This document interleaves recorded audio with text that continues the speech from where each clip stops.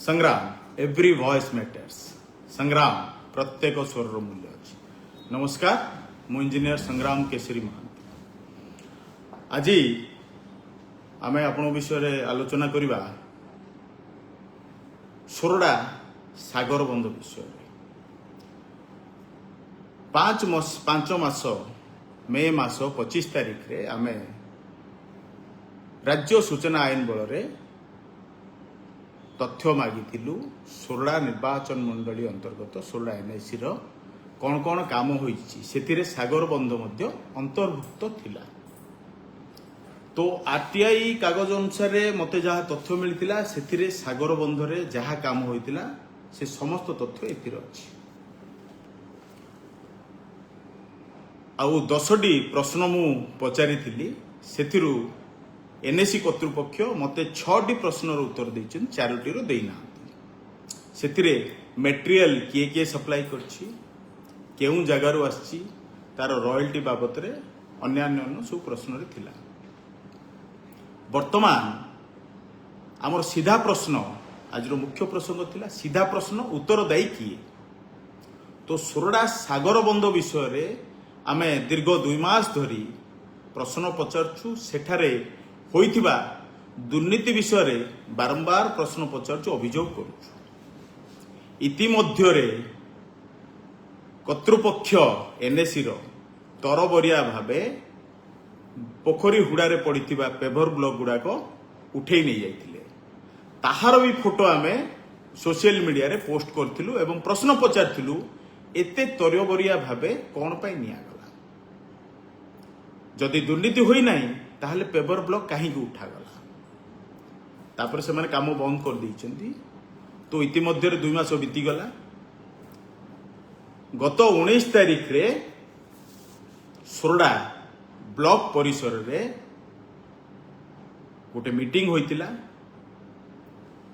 विधायक सोरडा महोदय एवं पंचायत लोक अच्छंती बोली सेठारे समस्त को जनागला। सरपंच समिति सभ्य समस्त अच्छी बोली जनागला। किए अच्छी ना ता तथ्य पर आलोचना करवा। ब्लॉक उन्नयन अधिकारी समस्त अरेंजमेंट करथिले। तो से मीटिंग सरला परे गोटे सांबादिक 2-3 दल गोटे खबर कागज मत मिलला। गोटे सांबादिक 2-3 जन गोटे प्रकार लेखा को 2-3 जन सांबादिक तो छापी दियंती। सेटा हमर गंजाम रो गोटे परिभाषा हो गलानी। लेखा गोटे ही जड़े लेखिथिबो ताकू 3-4 जन सांबादिक अलग अलग पेपर छापती। सांबादिक लेखा गोटे प्रकार, लेखा को समस्त कागज रे मिसी छापती। तो सेथिरे लेखा आइतिला कोन विधायक नीलमणि बिशोई को क्षोभ सोरडा सागर बंध काहा अधीन रे। एटा हेडलाइन थिला। से खबर कागज प्रमुख ओडिशार प्रमुख खबर कागज गुड़िकार खबरटी छपा जाता एवं गोटे social media channel news channel भी सी विधायक को सही प्रश्न पचार विधायक क्षोभ प्रकाश कर। दीर्घ 15 वर्ष बीजेडी शासन रे थिला। सही समय रे एही सांबादिक जो 6 खबर कागज छापी सेमानक सहित चाटुकारिता करी बुलथुले। किंतु सेते बेले प्रश्न पचारि नथिले सागर बंध कहार। वर्तमान सेही सांबादिक माने पसा पलटि जाइछि, शासक शासन परिवर्तन हो जाइछि। तो एपटे एबे बोलचंती। तो ए जो प्रश्न पचारिछंती यार अर्थ कौन? अच्छा आउ गोटे जिनस भी विधायक बहुत क्षोभ प्रकाश कले। मत कथाटा बुझा पड़लानी। बहु लोक मते जोगाजोग करी पचारले सागर बंधटी प्रकृत रे कहार। विधायक जो क्षोभ प्रकाश करचंदी ता विषय किछि कहंतु।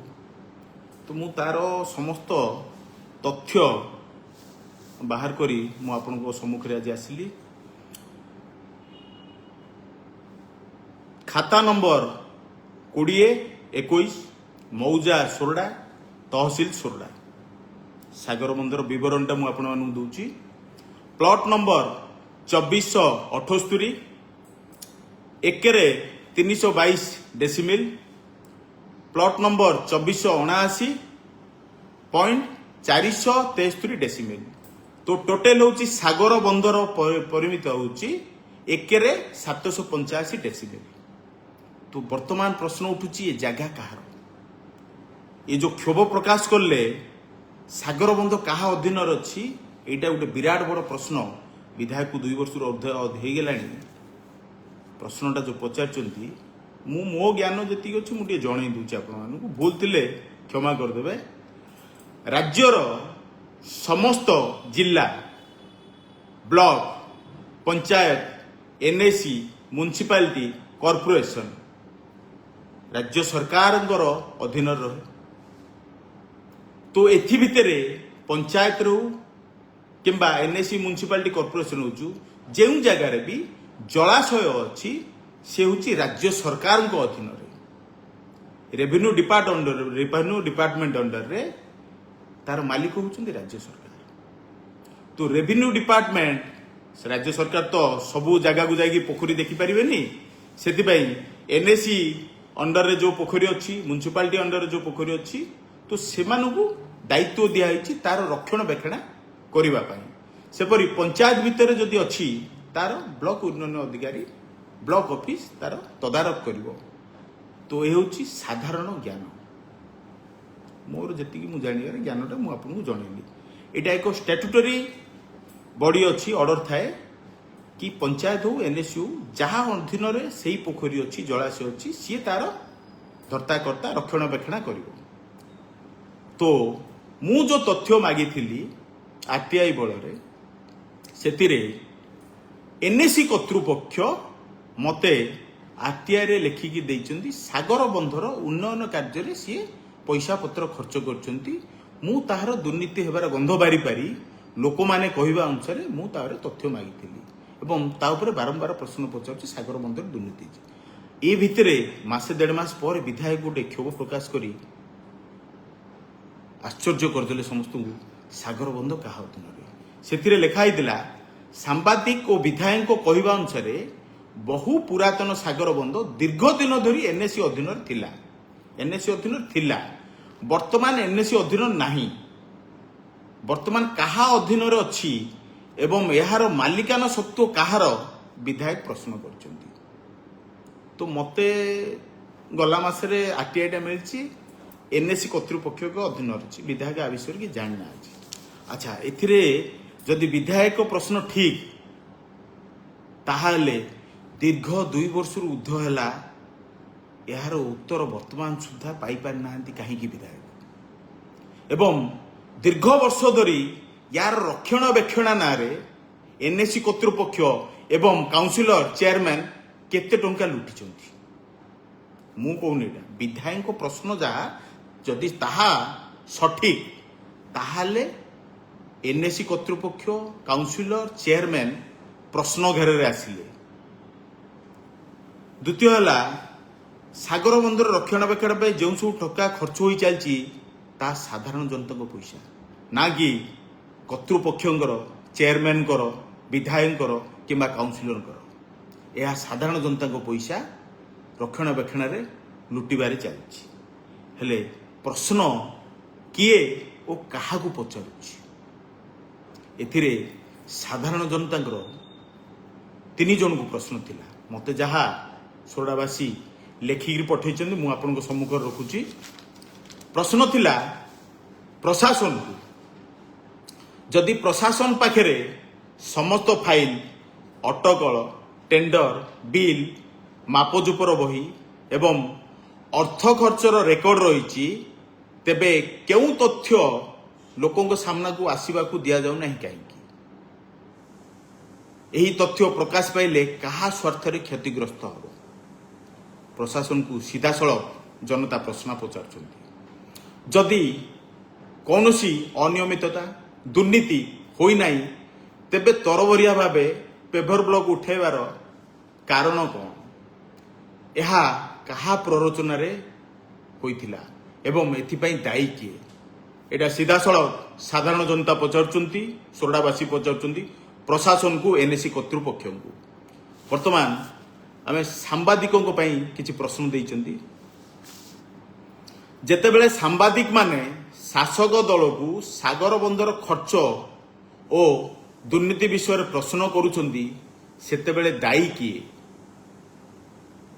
ବୋଲି ପ୍ରତିଶ୍ରୁତି ପ୍ରଶ୍ନ କରିବା କି ସେହି ପ୍ରଶ୍ନର ଉତ୍ତର କି ନା ଏହା ସାମ୍ବାଦିକଙ୍କ ପ୍ରଶ୍ନକୁ ଏଡ଼ାଇବାର ଆଉ ଏକ କୌଶଳ ଥିଲା।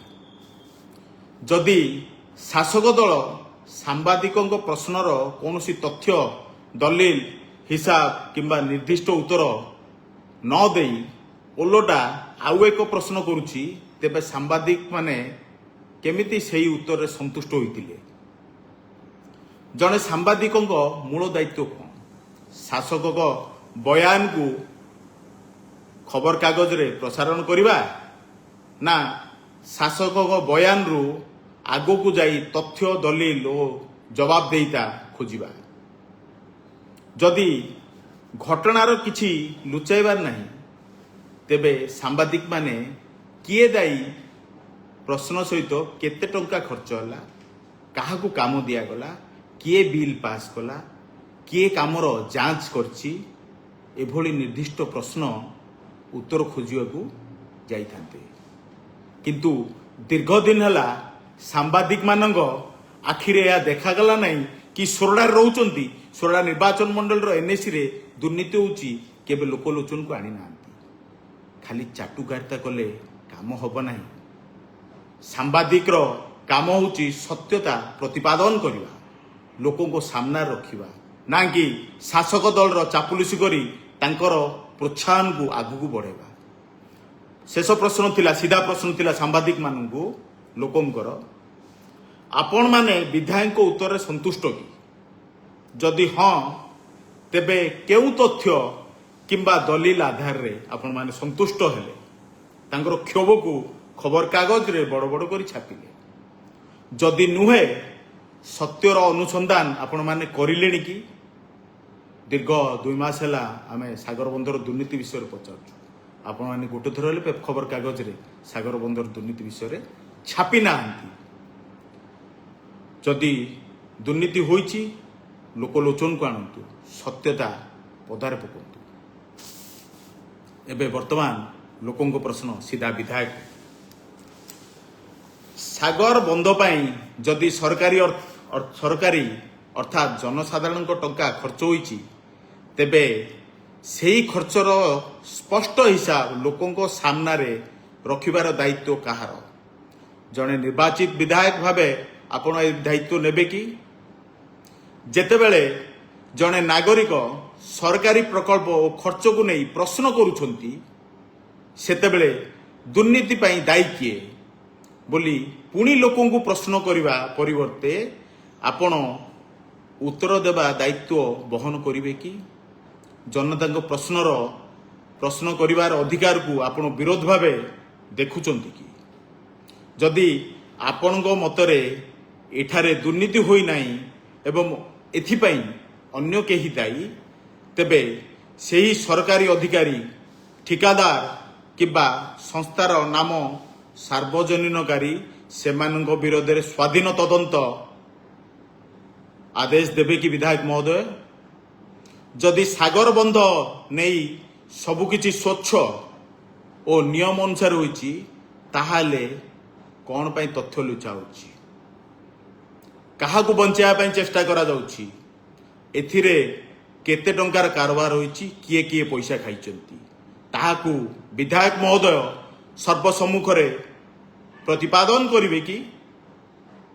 ସାଗର ବନ୍ଧ କାହାର ଯେଉଁ ପ୍ରଶ୍ନ ଆପଣ ପଚାରିଲେ କି ସାମ୍ବାଦିକମାନଙ୍କୁ ଆପଣ ଯେଉଁ ପ୍ରଶ୍ନ ପଚାରିଲେ ସାଗର ବନ୍ଧ କାହା ଅଧୀନରେ ଅଛି ବର୍ତ୍ତମାନ ସୁଦ୍ଧା ଆପଣ ଆ ବିଷୟରେ ଅଜ୍ଞ।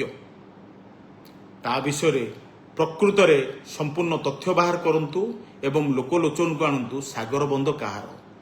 ଯଦି ସାଗର ବନ୍ଧ ଏନ୍ଏସି ଅଧୀନରେ ନାହିଁ ତାହେଲେ ଏନ୍ଏସି କର୍ତ୍ତୃପକ୍ଷ ଏହା ପାଇଁ ଟଙ୍କା କିପରି ଖର୍ଚ୍ଚ କଲେ ଏହାକୁ ଆପଣ ନିଜେ ଦାୟିତ୍ୱ ବହନ କରି ସର୍ବସମ୍ମୁଖରେ ଲୋକଲୋଚନକୁ ଆଣିବାର ଦାୟିତ୍ୱ ବହନ କରିବେ କି ବିଧାୟକ ମହୋଦୟ?